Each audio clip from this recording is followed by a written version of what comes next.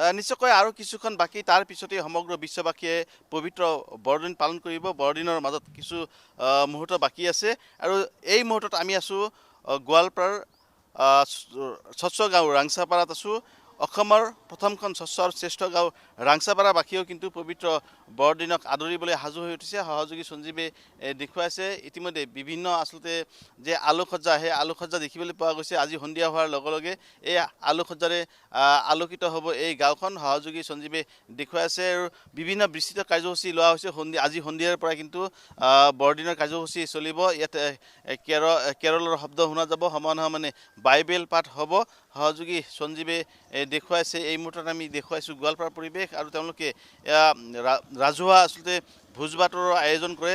কাইলৈ যিহেতু ৰাজহুৱা ভোজ ভাত হ'ব, আজি প্ৰভু যীশুখ্ৰীষ্টৰ জন্মদিন পালন কৰাৰ সমানে ক্ষমা কৰিব, আজি নিশা 12 বজাৰ লগে লগে আচলতে যীশুখ্ৰীষ্টৰ জন্মদিন পালন কৰিব তেওঁলোকে। আৰু তাৰ পিছত কাইলৈ পুৱা কিন্তু তেওঁলোকৰ ৰাজহুৱা যি ভোজ ভাত, সেই ভোজ ভাতৰ আয়োজন কৰা হয়, প্ৰতি বছৰে আয়োজন কৰা হয়। আৰু দেখিবলৈ পোৱা গৈছে এয়া তেওঁলোকৰ হাতত মুৰ্গী দেখিবলৈ পোৱা গৈছে, কুকুৰা দেখিবলৈ পোৱা গৈছে আৰু ঘৰে ঘৰে তেওঁলোকে এনেদৰে কুকুৰা বা মুৰ্গী সংগ্ৰহ কৰি তেওঁলোকৰ ৰাজহুৱা যি ভোজ ভাত, সেই ভোজ ভাত তেওঁলোকে আয়োজন কৰিব। এই মুহূৰ্তত আমি দেখুৱাইছোঁ অতি সুন্দৰ গাঁও, অসমৰ প্ৰথমখন স্বচ্ছ আৰু শ্ৰেষ্ঠ গাঁও ৰাংচাপাৰাত আছোঁ। আৰু ৰাংচাপাৰাবাসীয়েও আচলতে এই পবিত্ৰ বৰদিন পালন কৰাৰ কাৰণে ইতিমধ্যে প্ৰস্তুতি সম্পূৰ্ণ কৰিছে। সুন্দৰ গাঁওখনক আৰু অধিক সুন্দৰ কৰি তোলা হৈছে, আটক ধুনীয়া কৰি তোলা হৈছে। এই মুহূৰ্তত মোৰ সৈতে আছে ৰাংচাপাৰাৰ গাঁৱৰ গাঁওবুঢ়া গাঁও প্ৰধান আছে। মই আপোনাৰ সৈতে কথা পাতিবলৈ যত্ন কৰিছোঁ। কি ক'ব? আৰু কিছু সময় বাকী আছে। আজি সন্ধিয়াৰে পৰা আচলতে কাৰ্যসূচী চলিব। বিভিন্ন লাইট লগোৱা হৈছে, খুব গীৰ্জাঘৰটো খুব আটক ধুনীয়াকৈ সজাই পৰাই তোলা হৈছে। কি ক'ব?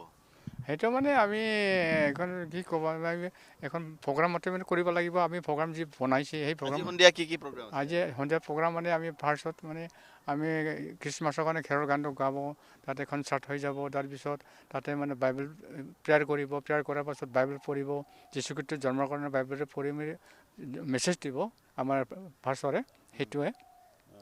তাৰপিছত লাষ্টত আমি যেতিয়া মানে 12 বাজি হ'ব বাৰু, যীশুখ্ৰীষ্টৰ জন্ম হৈ যাব। জন্ম হোৱাতে মানে যীশুখ্ৰীষ্টৰ জন্ম নামত আমি কেক কাটি কিনে পাব্লিকত দি দিব, সেইটোৱে। আৰু অহাকালিতো আমি 10টাৰ পৰা আকৌ প্ৰেয়াৰ হৈ যাব। প্ৰেয়াৰ হোৱাতে মানে মানুহবিলাক আহিব। প্ৰেয়াৰ কৰাৰ পাছত আমি 12টা বা 1টা বাজিত আমি ৰাজহুৱা খানা হ'ব। ৰাজহুৱা খানাতে মানে আমি যিবিলাক মানুহ আহে এইবিলাকতো মানে ধৰিষ্ঠ আহি থাকিব, তামকটো মানে একাপ চাহ একটা পিঠাটো দি দিব আমাৰ ৰাজহুৱা। টুৰিষ্টবিলাকক আপোনালোকৰ থলুৱা পিঠা আৰু চাহ খুৱাব?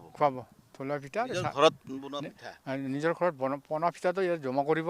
জমা কৰাৰ পাছত এটা মানে পাব্লিকত দি দিব ধৰিছোঁ, খ্ৰীষ্টমাছৰ নামত। তেওঁলোকে কিন্তু টুৰিষ্ট অৰ্থাৎ পৰ্যটকসকলক আচলতে পৰ্যটকসকলকো কিন্তু তেওঁলোকে আদৰিবলৈ সাজু হৈ উঠিছে। কাইলৈ যদি পৰ্যটক এই গাঁওখনত কাইলৈ আহিবলগীয়া বা কাইলৈ যিসকল পৰ্যটক আহিব তেওঁলোকক পিঠা, লাড়ু বা চাহ জলপানেৰে তেওঁলোকে আপ্যায়ন কৰিব। সহযোগী সঞ্জীৱে দেখুৱাইছে। এই মুহূৰ্তত আমি দেখুৱাইছোঁ গোৱালপাৰা জিলাৰ প্ৰথমখন স্বচ্ছ আৰু পৰিষ্কাৰ গাঁও ৰাংচাপাৰাত আছোঁ। কেৱল ৰাংচাপাৰাতে নহয়, জিলাখনৰ বিভিন্ন প্ৰান্তত থকা যিসকল খ্ৰীষ্টান ধৰ্মাৱলম্বী লোক আছে তেওঁলোকে পবিত্ৰ বৰদিন পালন কৰাৰ কাৰণে ইতিমধ্যে প্ৰস্তুতি সম্পূৰ্ণ কৰিছে। আমি দেখুৱাইছোঁ ৰাংচাপাৰা হওক বা নিচান গ্ৰামে হওক। নিচান গ্ৰাম জিলাখনৰ আন এক উল্লেখযোগ্য গাঁও কিন্তু নিচান গ্ৰাম। এই নিচান গ্ৰামো অতি স্বচ্ছ আৰু পৰিষ্কাৰ। সেই পৰিষ্কাৰ গাঁওখনতো কিন্তু দেখিবলৈ পোৱা গৈছে আচলতে এনেধৰণৰ যি প্ৰস্তুতি, সেই প্ৰস্তুতি তাতেও দেখিবলৈ পোৱা গৈছে। আমি এই মুহূৰ্তত ৰাংচাপাৰাৰ পৰিৱেশ দেখুৱাইছোঁ। জিলাখনৰ অসম মেঘালয় সীমান্তৰ যিসমূহ অঞ্চল আছে সেই অঞ্চলসমূহত কিন্তু উখল মাখল পৰিৱেশ বিৰাজ কৰিছে। এটাই কাৰণ, কাইলৈ পবিত্ৰ বৰদিন, প্ৰভু যীশুখ্ৰীষ্টৰ জন্মদিন। আজি নিশা 12 বজাৰ লগে লগে প্ৰভু যীশুখ্ৰীষ্টৰ জন্ম উপলক্ষে তেওঁলোকে কেক কাটিব আৰু কেক কাটি প্ৰভুৰ আচলতে প্ৰভুৰ জন্মদিন পালন কৰি তেওঁলোকে ইজনে আনজনক কেক খুৱাই দিব আৰু বাইবেল পাঠ হ'ব। সমানে কেৰল প্ৰদৰ্শন হ'ব, কেৰলৰ ধ্বনি ইয়াত শুনিবলৈ পোৱা যাব। ৰাজহুৱা ভোজ ভাতৰ আয়োজন কৰা হৈছে। যিহেতু প্ৰভুৰ জন্মদিন